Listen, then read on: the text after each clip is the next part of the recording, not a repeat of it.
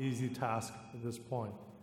But what I'm going to do is I'm going to set the stage for the panel discussion, and the panelists are in fact members of the committee led by Megan Sneer, who's the project director of this project. So by way of introduction, and I guess I'm not getting my slide moving. There we go. Backwards. Okay. I just want to first begin by saying that the National Academy of Medicine was formerly the Institute of Medicine. Right now, as we reorganize, we have 3 academies, so all the reports coming out are under the National Academy of Sciences, Engineering, Medicine, no longer IOM reports. And the 3 academies oversee the programs of the National Academies, of which Health and Medicine Division is a critically important one. What you're going to hear today is a report from the Board of Global Health and Health and Medicine Division of the National Academies. Now, importantly, the reason that we're doing this is that for a long time we have a history of creating reports that advise the nation, particularly U.S. Congress and President, on issues of global health.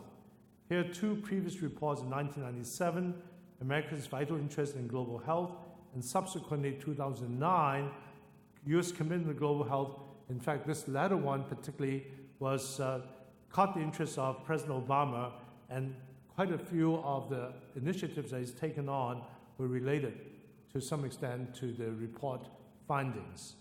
So this is the background by which we are interested in doing yet another report. You also know that in 2013, PEPFAR was reauthorized, but it was mandated that, in fact, IOM conduct an evaluation and about the future, and I won't have time to go over to this, but you may hear some more about this. So we've been very influential in U.S. policy, particularly in U.S. government policies in the area of global health and other areas. So for that reason, some months ago, in anticipation of a new U.S. president, we undertook this initiative, a study called Global Health and Future Role of the United States, a report to advise the next U.S. administration. And that's the purpose of this. As been a history of IOM, or now NAM or NASEM, we have played a very important role in these reports, and it's our full intention that this report will be brought to the Hill, to the U.S. Trump administration and to elsewhere, to inform them about what we think, the committee thinks, and all of you think that where we should go. You can imagine this is a very timely report and a very important one. So hopefully, as you'll hear soon, we'll release it in time for further discussion before the budget is finalized. So I'm going to turn over to Megan Sneer, who's done a great job leading this initiative, and she's going to be the moderator of this session, and she'll introduce the panelists. Megan? Thank you, Dr. Zhao. So thank you all for giving us part of your lunch hour. Just wanted to reiterate my apologies that we cannot discuss the report today, but I can also promise you that no one is more sorry than me and my social life. So we are very hopeful that we can get it out in the next few weeks and have something in early May for everyone to read. So, however, today we have 3 of our committee members, and we're hopefully going to still provide an interesting discussion based on some of the material we came across in our information gathering efforts, and also some of the topics that came up at our initial couple of open session meetings. So to start, just a brief overview. I know Dr. Zhao touched on this morning, but our charge as a committee was asked to review the previous global health reports from the IOM, think about recommendations on how to mobilize resources and set priorities for global health, both for the U.S. government and the large expansion of global health actors that are now involved, assess the changing global landscape, and really try to figure out how we can improve responsiveness, coordination, and efficiency across the entire global health spectrum. So again, this is our list of committee members. We are lucky enough today to have 3 of them here on this panel. Amy Batson is from PATH, Leah Fernald is from UC Berkeley, and Mike Merson from Duke University. So to start and give a really brief overview, Just wanted to, again, reiterate some of the current investment and current spending that I know we saw this morning a little bit, but funding in global health has been relatively stable, as you all know, in the last several years. A lot of people have called it the golden age of global health. There's been a rapid expansion of programs, players, actors, and within each of that funding, clearly HIV and the global funds kind of get the largest share, but then there's pretty standard set programs each year for maternal and child health, malaria, family planning, TB, lots of other kind of single disease financing or funding structures, totaling around $10 billion. Whether that will continue from now is of course uncertain, but also want to point out, probably everyone in this room knows, the foreign assistance piece of the budget makes up about 1%, and global health is about a quarter of that. So this $10 million in funding makes up about 1/4 of 1% of our overall budget. So again, touching on some of the elements of the changing global health landscape, I know the speakers this morning in the plenary covered that, but just bringing them back a little bit, globalization and urbanization and their impact on infectious disease spread, zoonotic spillover, global health security, issues of governance, lots of reform and high-level panels coming out after the Ebola outbreak, the transition of HIV/AIDS from an emergency scenario to more of a chronic condition that can be managed, the economic growth of countries and the change in the financing models and structures that are available, and of course the rising burden of non-communicable diseases, a greater focus on women and children by both the USAID and the WHO, and then some other ones I heard this morning that I wanted to add were the refugee crisis and the displaced people, planetary health, of course the move from the MDGs to the SDGs with more of a cross-sectoral, multidisciplinary focus, and the changing demographics, the rise of youth populations in Africa and Asia, and what that means for global health programs, and kind of ensuring that the investments we made thus far with PEPFAR and HIV are still maintained. And then, of course, the proliferation and spread of technology and how that can affect health. So I want to ask each of our panelists to spend a few minutes and kind of considering all of these elements and the changing landscape and their work specifically, thinking about how they've seen the disease burden change, the global health actors change, and some of the tools change in the last 10 years or so. Mike's going to start. No, thank you, and welcome. I think Megan has nicely, with that slide, summarized a lot about the disease burden, and we heard a lot about that this morning. I just add a couple of points. We often think that the big change is having more chronic disease and less infectious diseases. Well, I think with regard to the NCDs, a real question is, where should the priority be? A lot of people have been asking for much more to be done in the non-communicable diseases. And I know when I look across the horizon, the one disease that stands out is hypertension, which is a disease that affects 30 to 40% of adults almost in every country. So I think one of the things we need to do in the area of NCDs, another one would be some of the preventable cancers, particularly the ones that are caused by infections like cervical cancer, hepatitis. So I think when we think down in terms of our disease burden and what we can do about it, it's important that we start to focus, I think, more in the NCD area. I think with regard to infectious diseases, what's been so striking is we've made such great progress with AIDS, although we still have another at least 19 million people that aren't on therapy and on treatment, and we need to get them on treatment. We've made great progress in malaria. Here again, though, we have still many countries that are far from elimination or eradication. The disease we haven't done very well is tuberculosis, which many people feel is the leading infectious disease killer in the world right now. So I think it's a mistake to think we don't care or shouldn't be concerned about our traditional infectious diseases. And of course, as many people have mentioned this morning, the emerging diseases which consistently come up. There'll be a new one in another year, I'm sure. The viruses don't need passports, and they travel very easily from country to country. Most of them are viruses. And I think what we've learned is sometimes these organisms, they mutate to be infectious in humans, or they come into a new environment where they haven't been before, as we saw in Ebola in urban areas, or they just become more adaptable to the vector. So there are so many ways in which these emerging infections, and they obviously are linked to global health security. And then the last comment I would make, besides what's already been mentioned, is Victor mentioned this morning, and that's finally we're turning our attention to antimicrobial resistance. It's a medical problem, I realize that. It doesn't hit all sectors, but on the other hand, it deals with animal health as well as human health and also agriculture. And there has been some movement in the United Nations around it, but we're still a long way away from dealing with a problem that, if you look at the data, could be causing more deaths by 2050 than cancer or diabetes.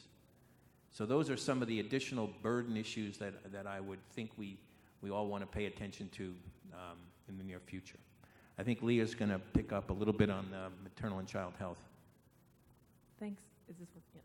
Thanks, Mike, and thanks, Megan, for the introduction. Yeah, I'll talk about women and children and the investments in women and children. I think we can all agree that the women and children are key members of society, and benefits of investment include health benefits, economic growth, quality of life, and individual and national prosperity. And we can also say that we've made great progress. For example, in the 1990s, we saw 12 million children under the age of 5 dying annually, and now we have 6 million. So that's certainly progress. And I think we can say that there have been a lot of reasons for that progress, but I would say that the fact that 6 million children are still dying every year from mostly preventable causes is still a cause for alarm, and so there's really a lot to be done. Of that 6 million, 2.5 million are in their first year, so that's another very tough nut to crack, so to speak, and we have to think about how to deal with those preventable causes. It's preterm birth complications, pneumonia, birth asphyxia, and we know how to deal with these, but we, in many cases, have just dealing with challenges at many levels. So the other thing would say that there are still 289,000 women dying every year from birth-related and pregnancy-related complications. Again, we have solutions. For example, if women were exposed to skilled birth attendants or emergency obstetric care and health care. So this is still an unfinished agenda item of dealing with survival and ending preventable death. And we have interventions that are known to work for children and for women, and it's a matter of implementing those interventions and supporting those interventions to reduce reduce the exposure of children to preventable death. Now, I would say we have the 6 million children who are dying every year. We also have 250 million children who are not reaching their developmental potential. So this means as we increase the number of children who survive, we then need to think about what kind of life do they have? What kind of education do they have? What kind of options do they have? And recently, we just wrote a 3-paper series in The Lancet on early child development, and saying that this is a new part of a focus that we need to think about children thriving. And what does thriving mean, and how do you support thriving? This means that after the children are surviving, that we would have early parenting support, we would have stimulation and nurturing care, we would have support for preschool so that children are ready to enter primary school and ready with that knowledge and with that support. So I would say, in terms of an evidence base about thriving and nurturing care, we have several efficacy trials that have shown success in terms of improving children's readiness for primary school, but we lack the scale-up and the shift. We really need to make the shift then from efficacy to effectiveness. So the Thrive agenda is really going to help us push children to then become more productive and healthy members of society. So in addition to continuing the Survive agenda and really pushing a Thrive agenda, I think another key trend that relates to what Mike was talking about with NCDs is the shift and the transition from undernutrition to obesity. For example, you can see these two conditions coexisting within a single child. For example, a child who's stunted and also obese within the same family. For example, a child who's undernourished and a parent who has hypertension or is obese, and also clearly within the same community and country. So from a policy perspective, it's a real policy challenge to try and think about, we know that nutrition is important and that education is important, but how do you address the fact that you might have two people living in the same household? They might both be living in poverty, but that poverty manifests itself differently in those different ways. So I would say that from my perspective, those three kind of key shifts have occurred, and I'll pass it over to Amy, who will have more to add. Thank you. I wanted to start then picking up of what are some of the new tools, what are some of the new approaches that we can start to be thinking about to be addressing some of these health areas. And I had three that I wanted to very quickly touch on. One is on financing, one on innovations, and the other on digital health, or ICT. On the financing, I think often we think about money as just the budget, right? It's just a dollar is a dollar. But in fact, how you use that money, how you use that dollar to crowd in other funds from different partners, how you use it to change the timing, to change the efficiency, to change the risk profile for others, can be really impactful. And so financing is actually one of the bigger tools that we have to have impact towards addressing some of these big burdens. Some of the big trends we've seen are middle income, low middle income countries whose economies are growing, often growing faster than some of the high income countries. And there, how do we make sure that they are financing more and more of their health needs? Some of the misinformation, in fact, is in middle income countries. In fact, the government health expenditures are 80 times development health assistance for health. So they actually are already financing it, and the question is, how do we continue that trajectory for low middle income countries, and how do we make sure it is really sustainable and use mechanisms towards that? Others are around even the traditional donors. How is there the matching? How do we bring other donors to the table, and how do we ensure that a US dollar is actually helping to ensure other governments are putting forward funding? Industry. There is a lot of industry dollars in the system that are critical to our being able to have the global health tools that we need. And how we start thinking about those markets and thinking about their ways of increasing their own investments and reducing some of the risks becomes one of those major tools for us to consider. The last group I would highlight on the financing is one that's pretty fun, which is around private dollars. And in fact, when we think about sort of the shift in funding for wealthy individuals and families, there's an extraordinary trend going that we in global health have barely touched. The estimates are that over the next 30 years, there will be roughly 30 trillion, that's trillion with a T, a wealth transfer just in the US. So that means $30 trillion that are being transferred from the current generation that holds it to their children. And what's exciting about that is that that next generation is characterized as being more socially conscious, more impact-driven, looking for ways to engage. So talk about a financing kind of tool, mechanism that we might be able to use to engage. How do we crack that nut? How do we engage them? The next major shift I see in some of the tools available to us is this broad category of innovations. What is an innovation? I'm at PATH, it's an innovation enterprise, and the way we tend to define it is more around a definable social and technological product that improves affordability, accessibility, safety, and/or effectiveness of health compared to the current standard of care. So that's vaccines, drugs, diagnostics, medical tools and devices. But it's also things like drones, right? Kangaroo care, sort of behavior change approaches. So all of these things that can be really defined and measured, right, become our innovations. And we're seeing a really growing level of interest on the part of all of these different funding categories that I just mentioned in some of these innovations. Why? Well, I think one reason is it's tangible and sometimes understandable. Sometimes it's sort of really cool. But I think also it's because we end up making a better story around those types of innovations. We end up defining, getting the data, what's the problem and challenge, what's that gap? What's the value proposition that this innovation can bring to bear in changing one of those parameters I highlighted? And very importantly, what is the potential for impact? Not just social impact, not just saving lives, but what is the potential for financial return, and what is the potential for economic return? So one starts to get a much bigger, richer, better argument in talking to different actors. The last one I wanted to highlight is around digital health and big data. I'm not even going to try and give a definition for this because 10 people in a room, there truly are 15 definitions. But it is around how do we start to harness the tremendous, tremendous advances that we've seen that have been particularly led out of the US in ICT. The technology, the reach to people, the use of information. And I think what's important to think through is, we in the global health community, and I think this is probably particularly true of this audience with academia, Global health is pretty much an extraction industry. We are a data extraction industry. And we go in, we get data, and it just sort of disappears for a year, 2 years, 3 years, and then the study results come back. Doesn't do a lot for the Monday morning decision-making that has to occur in the country. And when we start to think about some of the power of this digital health and big data, it's really around that importance of having data that's timely, accurate, and targeted, that's usable. So looking at how do we harness this for real-time collection, real-time synthesis.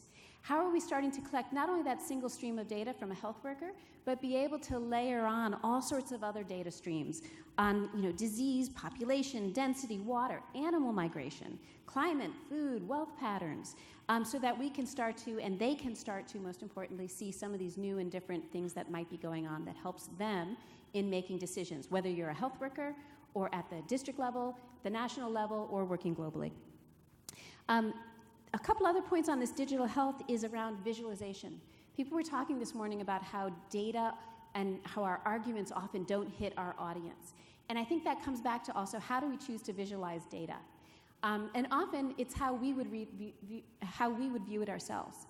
What we're finding with new visualization technologies and working with sort of cutting-edge players like Tableau is it actually has to be all about your audience.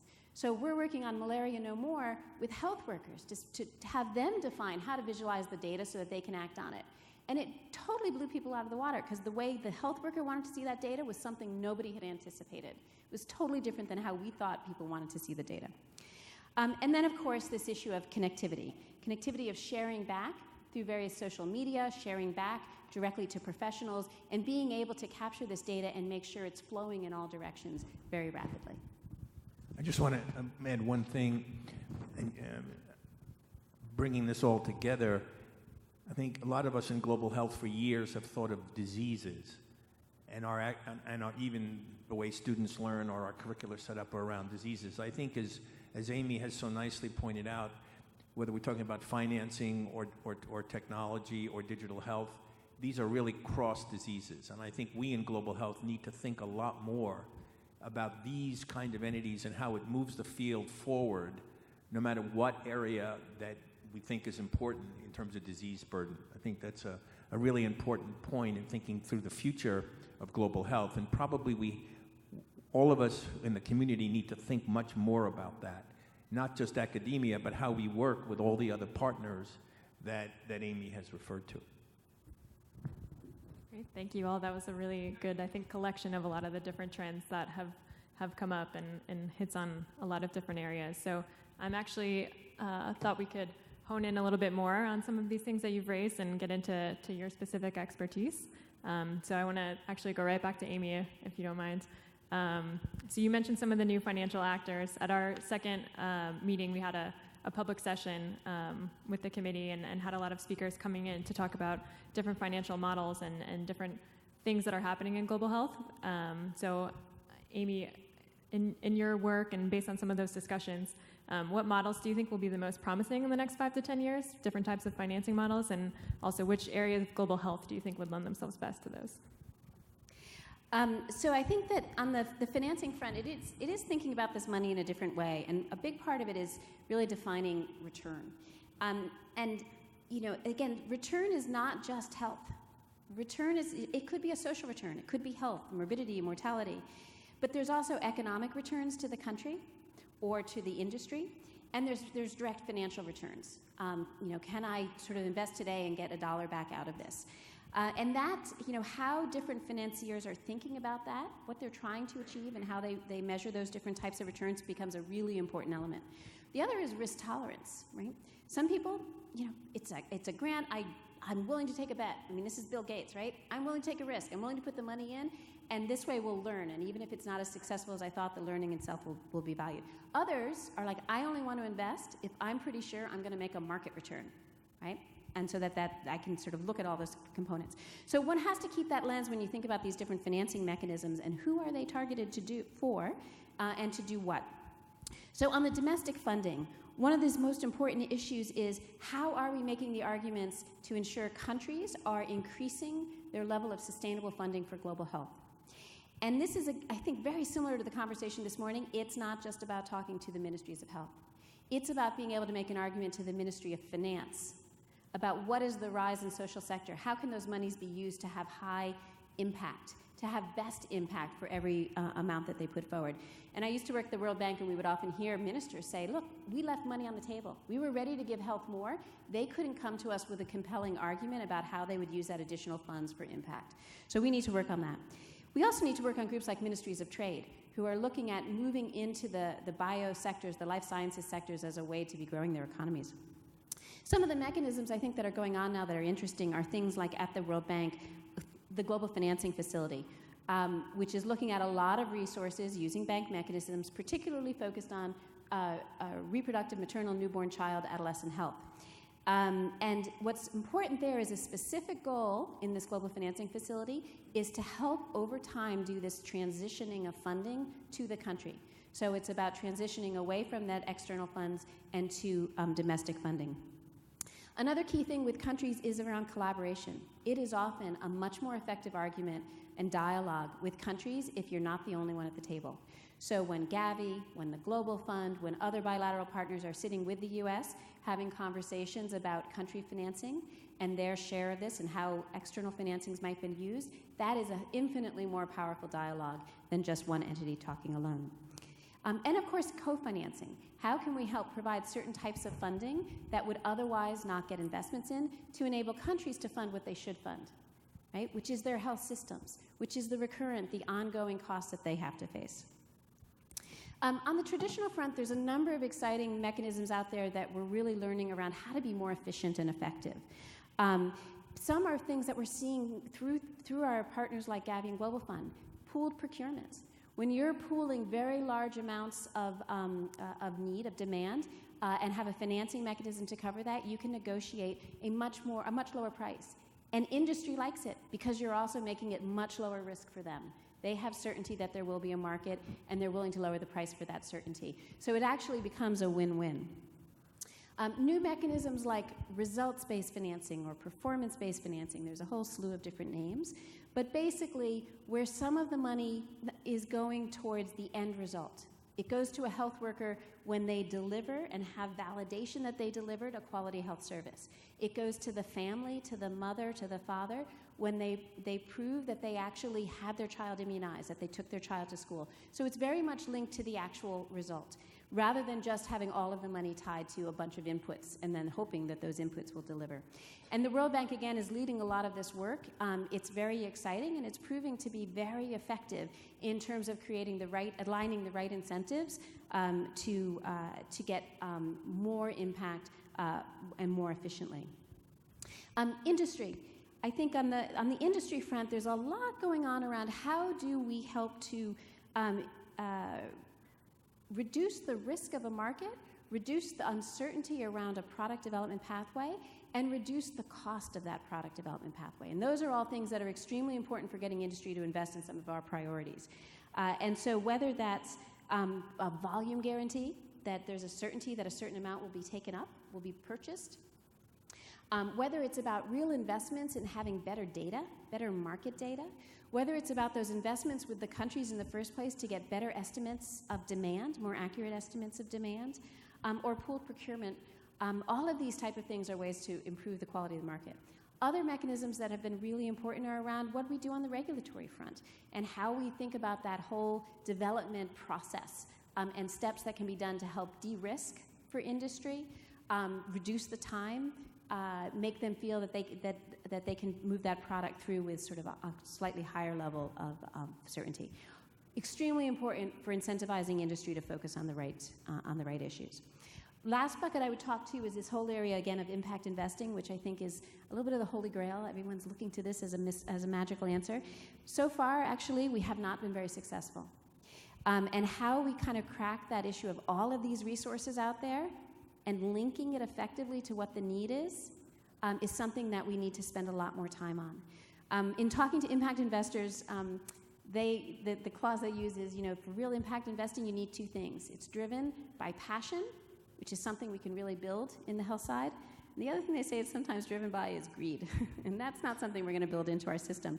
But what we can build in is understanding the financial returns, understanding what is an appropriate financial return for that particular investor. So building the passion around the social return and building more certainty around the financial and market level returns. And they're looking to our intelligent group, right, our community, to help do the screening. What are the really cool things they should even be looking at? They don't want to screen everything. Blended financing. How can we be combining their financing with other financing to have it come up with the right type of, the right money in the right place for the right sort of steps? And, you know, an initial educated funder. How can they actually look to somebody else who they feel knows what they're doing and follow in their footsteps so that it feels like lower risk to them? These are all different kinds of mechanisms that people are starting to look at. How do we put together these kind of funds? How do we solve the needs of this different group to enable them to fulfill what is their passion of hooking into some of these health areas? Great, thank you. I think financing is kind of one of the hows of global health that we don't always spend enough time talking about, so thankfully we have people like Amy to explain it. So I want to come back to Leah, and I think it's a good thing. It's very clear there's been an increase in the number of conversations about the importance of women and girls just in global society. WHO has a strategy for every woman, every child. USAID, I think, is about 5 years into their Ending Preventable Maternal and Child Deaths initiative. The CSIS task force recently released their report on unlocking the potential for adolescent women. So where do you think in your work, and of course the Lancet Commission as well on early childhood development, I think was a big one, that brought a new angle to child health. Where do you think are the greatest areas of opportunity in the whole conversation, and what do you think it will take to move that forward?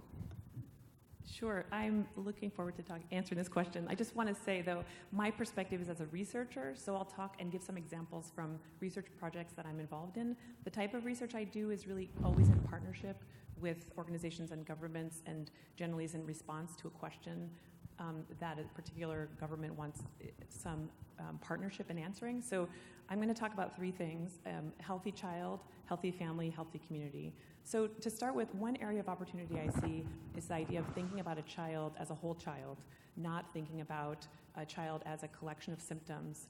For example, in Bangladesh, we're working on developing an integrated program for children, trying to pull together interventions that would traditionally be separate: immunization, nutrition supplementation, water, sanitation, and hygiene, education about lead, all together into one comprehensive package of interventions that would then be community-based and led by community health workers, but it would allow the community health workers really to think about the whole child and to think more broadly about what that child would need. And that fits into this, again, a broader picture of the child as part of the family. So a family-centered approach and thinking about life course development, and working in collaboration with the Madagascar government to think about, in Madagascar, it's one of the highest prevalence of stunting in the entire world, and in the regions where we're looking at, 70% of children are stunted. And one of the ideas with the family-centered approach is that instead of thinking about the child, and yes, providing nutrition supplementation for the child, but also doing screening, for example, to think about, is the mother depressed? Is there a way that we could think about this as a dyad, as a family, and to expand the view of a child as being well situated in a family? And then I would say even more broadly, the idea of healthy communities, broader solutions. I think one of the trends that's certainly occurring is this thinking more upstream. For example, not just looking at nutrition or immunizations or any of these isolated interventions, is really thinking about poverty as the key core cause of these problems. So I'm thinking, for example, of conditional cash transfer programs. There was 1 or 2 programs in 1997, Mexico and Brazil started, and now there's over 30 CCTs and UCTs around the world, and several countries that are using those kind of programs to incentivize, as Amy was saying, incentivize the appropriate and best behaviors in terms of health and health promotion.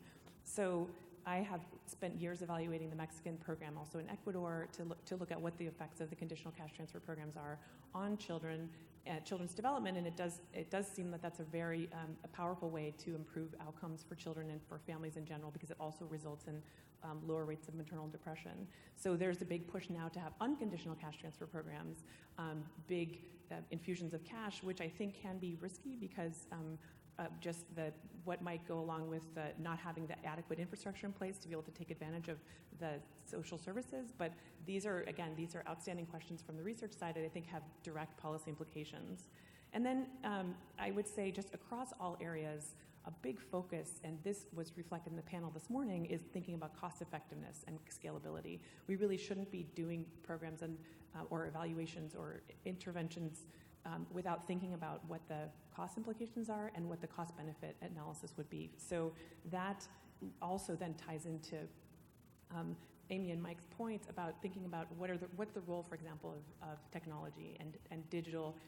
Thinking about, for example, I'm involved in a study in India which involves giving phones to community health workers to say, can the community health workers be more efficient if they can look at their roster in an electronic way and have real-time updates and use that kind of technology. So I think there are real potentials and in terms of thinking about technology as a solution. And I would say lastly, this is not just so I stay gainfully employed as a researcher. I think evidence-based is really important in thinking about having good evidence for interventions, because I do think often we don't have enough, and I guess this is part of thinking about what role does science play, but I do think that pushing for having evidence informing policies and evidence informing those conclusions is really critically important, and that going hand in hand, though, that evidence needs to be, also in partnership, country-led, community-based, that there are a lot of principles of engagement where universities are working in a global context. So I'll end there, and thanks for the question.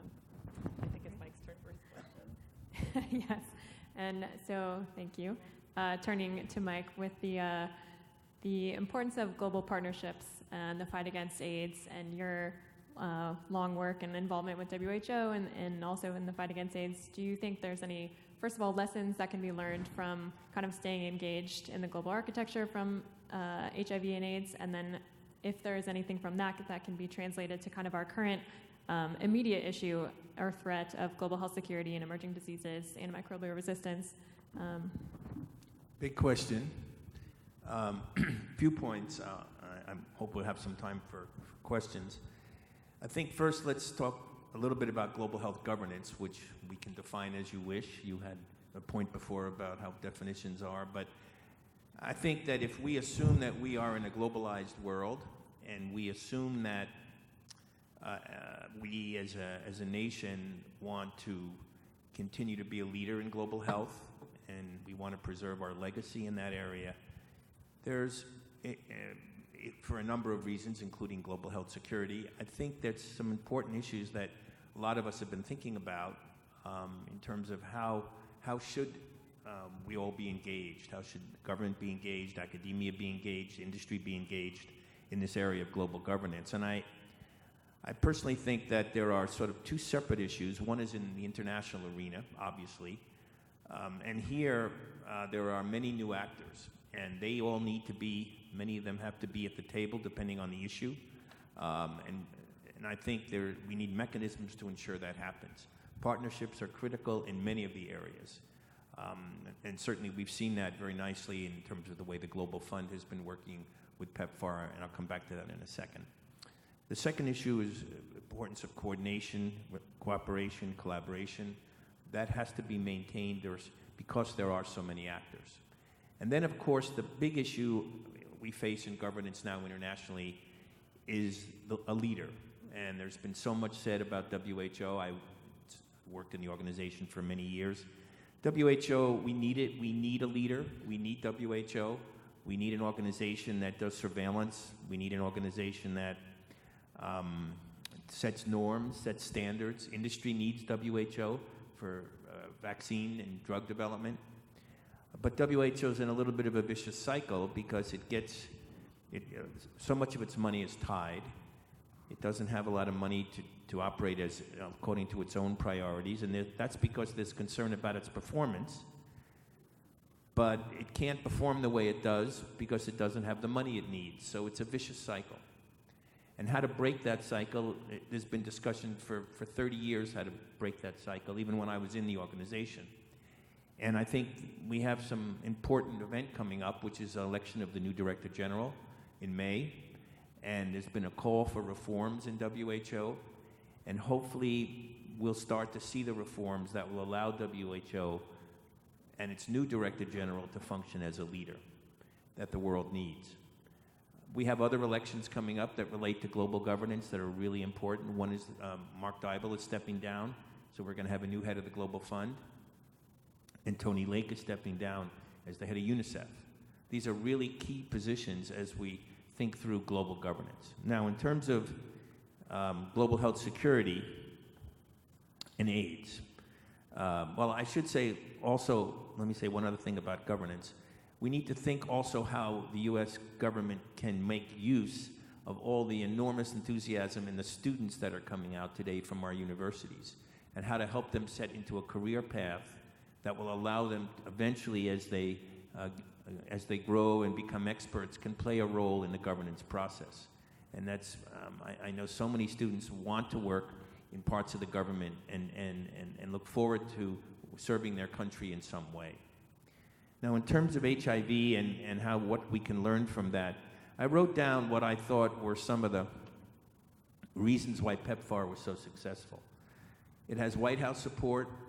It has strong leadership at the ambassador level within the government and state department. It's had bipartisan support from Congress. It's had sufficient resources. It's been accountable to report on those resources. It's given authority to the ambassadors in the countries. It's shifted ownership more and more to countries. And it's, over time, it's formed very close partnerships with other players in the field of AIDS, particularly Global Fund and UNAIDS. And these are all lessons that I hope we can apply and are applying to global health security. If you just think about global health security, like we thought of AIDS, all countries are vulnerable. If you don't act, you have high mortality and you have high economic costs.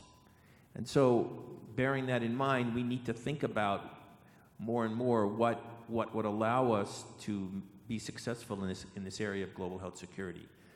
And to me, we have to think about building capacities and establishing public health infrastructures. Those are the two key elements, with comprehensive and thoughtful planning. And the elements of global health security are well known: preparedness, emergency response, and medical product development. And we have to think of those things, I think, both domestically and internationally, because when it comes to global health security, these are very interlinked. So domestically, many of us watched our piecemeal response, slow and piecemeal response to Ebola, and we finally got a czar name, but it took a long time. It took forever to get funding for Ebola. And I think the question is, how do we make it better? How can we domestically organize ourselves better? How can we get a clearer chain of command, dedicated budget with designated leadership? I think that's how to do that. And we've heard in the new skinny budget that there is more resources available. That will help. But I think there's a real question of whether we can organize ourselves better domestically, as we did for PEPFAR. It took a while, but PEPFAR really shines, even though it took a number of years to be created. And then I think internationally, what is it that's key? And here I think I've been impressed by the Global Health Security Agenda. 50 countries have joined it. It works in capacity building and technical assistance and commodity support. And it's CDC's done a great job, I know, in training, using the FETP program. So to me, I think we need to look for those kind of partnerships, and of course working with WHO, and of course the UN in New York, which plays a major role in the field of capacity building. I think we've heard from Victor this morning the huge costs if we don't respond. The number I believe you used, Victor, was $60 billion a year. That's the cost of not responding to global health security needs. Let me ask, if I may, Amy to comment on the medical product development. I think there's very big consensus that we need some new tools to be able to be better prepared and have better response. And so one of the big ones that was also mentioned this morning is CEPI, so the Coalition for Epidemic Preparedness Innovation, which is particularly focusing on innovation, but looking at what are those just-in-case type of technologies, so the vaccines for things that are more predictable as pathogens that we need to be prepared against, as well as those just-in-time technologies. So where we really don't know what's going to come, but we want to have platforms that enable us to respond much more quickly. And there's a lot of progress being made now around CEPI, but we need to go beyond CEPI. It's also around diagnostics. How are we going to be able to more quickly detect where diseases are occurring, and also be able to understand whether we're making headway or not in controlling them. And so developing more population diagnostics becomes important. And then, of course, digital health. The tool that using this as a tool that enables that rapid capture, use, and response of data is critically important for this space. And so another kind of big domain where the technologies are going to help enable us to tackle this big disease. Great. Thank you, Mike and Amy. So we have just a few minutes for questions. If anyone has any questions for the panelists, there's a mic further back in the aisle, but I think if you just yelled, we might be able to hear you. Or we can all... Use this mic. I think it might be easier for us to hear.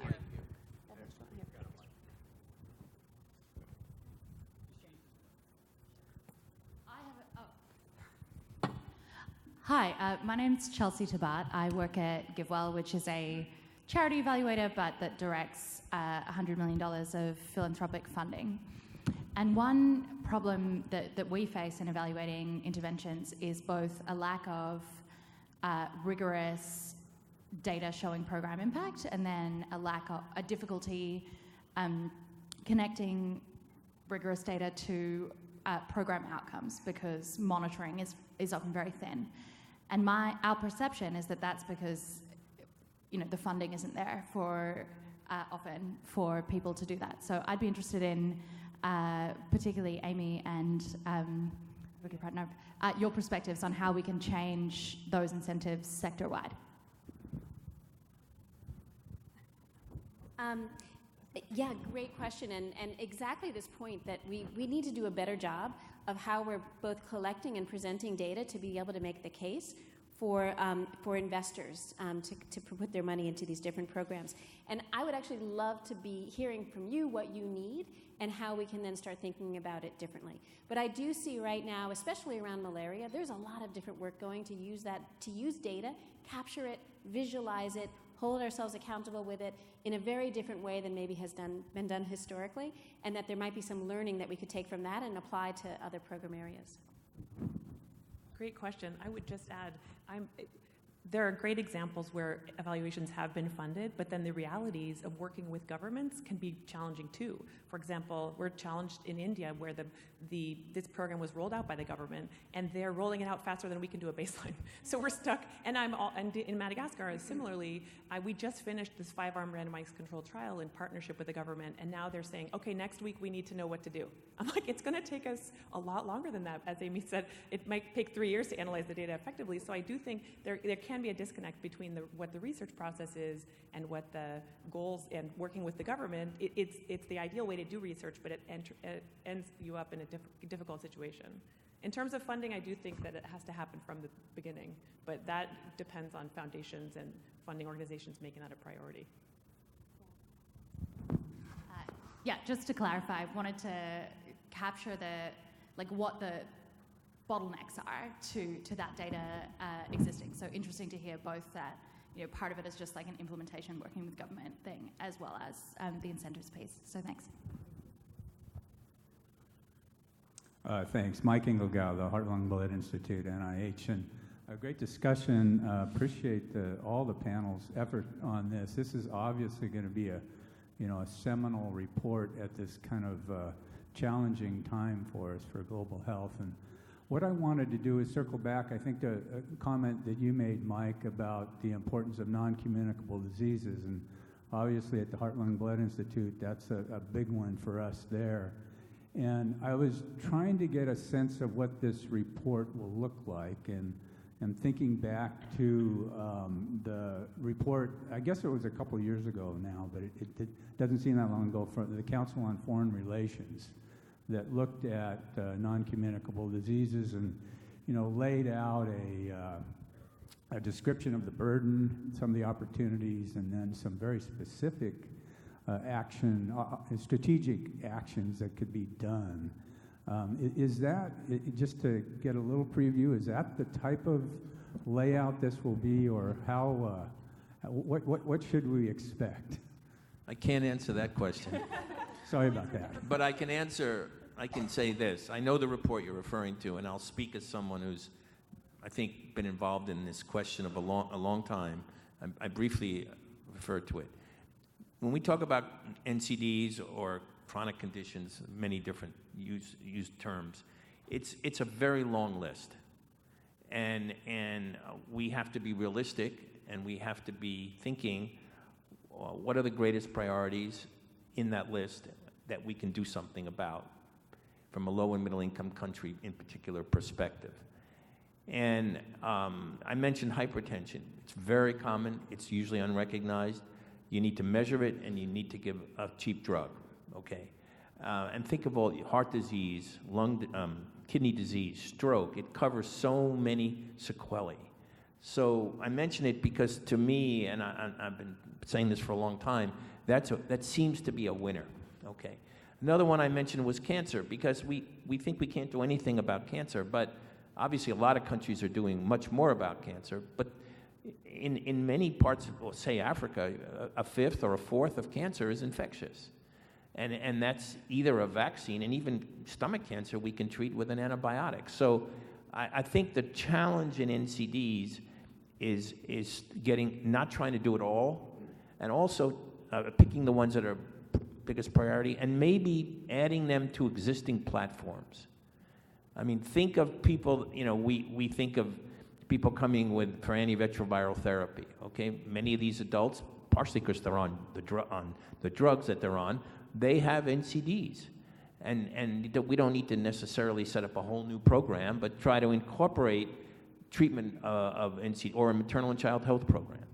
It just seems to me that we need to be more creative in the NCD field, and hopefully we can advance it, not trying to say, well, you didn't talk about lung disease, so I'm angry. We're not going to, I don't want to be involved. Well, we just can't do it all. Now, of course, if you don't smoke, we can do a lot about lung cancer, and that's something, obviously, it would be a priority. So I'm just trying to say that I can't say what's in the report, but I can say that this is an important question as to what should be our ways to enhance what we can do about NCDs.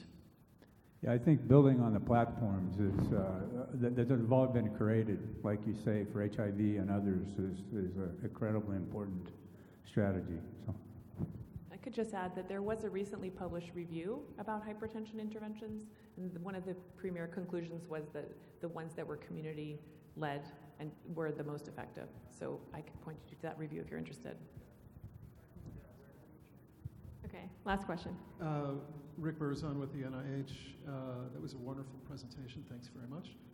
I wanted to ask Amy, when you were talking about digital health and technology, you sort of crossed that with what I understand to be implementation science in terms of rapid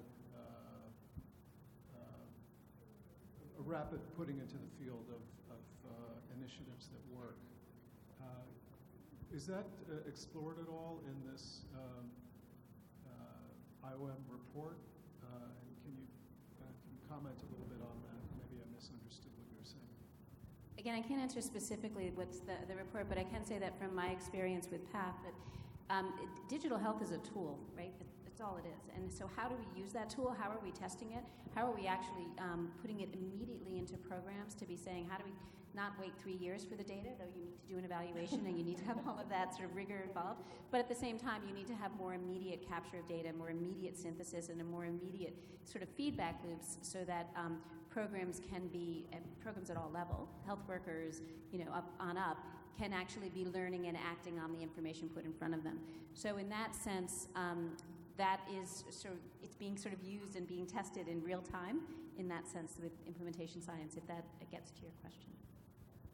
Well, it's the idea of rapid implementation of research, because it seems to take so long for that to happen. And there are a lot of initiatives that do seem to work. It just takes them takes us all a while to scale them up. Right, so I do think that that is one of the exciting frontiers with some of the digital health, is that it enables you to move much faster. Again, depending on what your study design is and what your objectives are, but it is a space where we can be starting to ensure sort of more of that real-time processing rather than the extraction and we'll get back to you later sort of approach. And I think that we're early days, right? And how we start using some of the real power of these tools and using some of our private sector partners who have really been helping to create some of these new frontiers, and we need to start applying them in global health and seeing how they can enable us to do more real-time research, more real-time capture and correction of what we're doing, and some sort of better ability to then share with others what the sort of learning and results are as we go. I would just add that I think there's been a big push for design thinking in this same approach, which I think comes from the private sector. For example, the study that we're doing in Bangladesh, it's a 5-year timeline, and the first 2 years is really about experimentation, seeing what works, not just coming in with an intervention, but saying, let's try this for a couple months, let's try this for a couple months, and so that it feeds back in real time. I think that's a big push, certainly from the research side.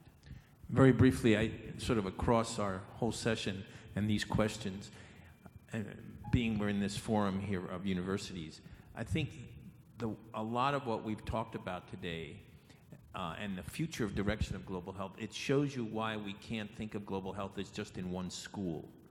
Public health or medicine is not the answer. Think of all what we need. We need engineering, we need computer science, we need, I can go on, but I won't because of time, but we need law, public policy. And I think it's exciting that global health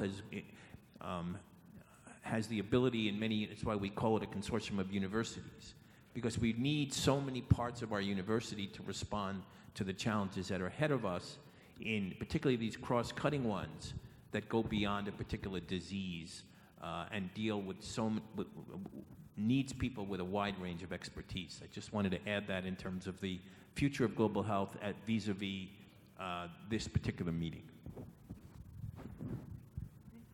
Well, thank you all again for coming, and if you could join me with a round of applause for our panelists. Be sure to look out for the report. We are really hoping to have it released in early May, and also if you're interested in free reports and previous books, we have a lot at there's a National Academies booth in the expo, so feel free to stop by.